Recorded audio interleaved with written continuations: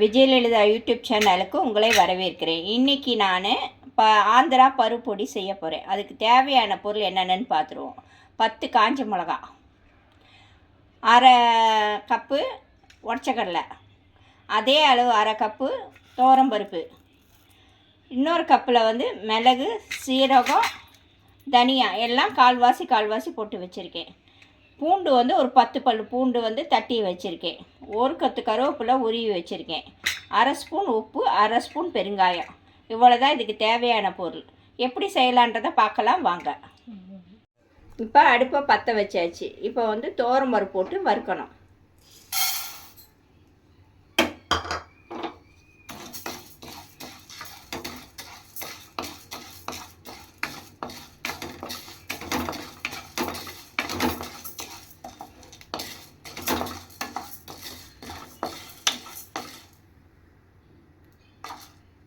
இப்போ பொன்னிறமாக வறுக்கணும்.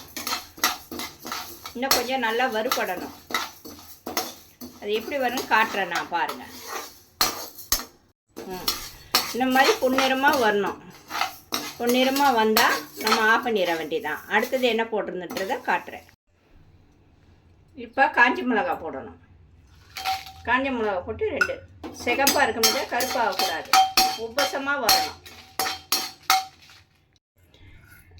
மிளகு, ஜீரகம், தனியா எல்லாமே அரை ஸ்பூன் எடுத்துருக்கேன். அதையும் வறுக்கணும். அதில் அடுப்பை சிம்மில் வச்சிடுங்க, ஹைட்டில் வைக்காதீங்க.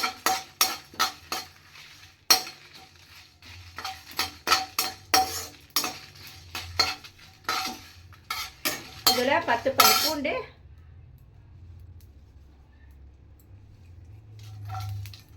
10 பல் பூண்டு போட்டிருக்கேன். அதே நல்லா பொன்னிறமாக வறுக்கணும்.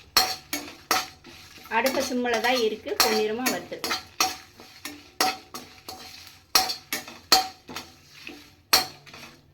இந்த மாதிரி மொறுன்னு வறுத்துறணும். எப்படி இருக்குது பாருங்கள்.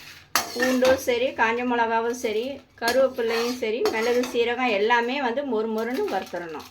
இது கூட உடச்சக்கலையை போட்டு 2 இது பண்ணி அடுப்பை ஆஃப் பண்ணிட வேண்டியதான்.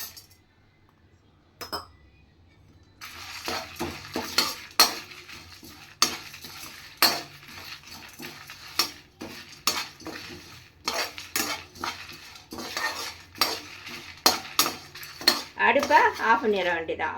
இதில் ஆஃப் பண்ணிவிட்டு உப்பு போட்டுடணும். உப்பு போட்டு பெருங்காயத்தை எடுத்து போடணும். பெருங்காயமும் போட்டுடணும். கலர் வச்சுட்டு கொஞ்சம் ஆறட்டும்.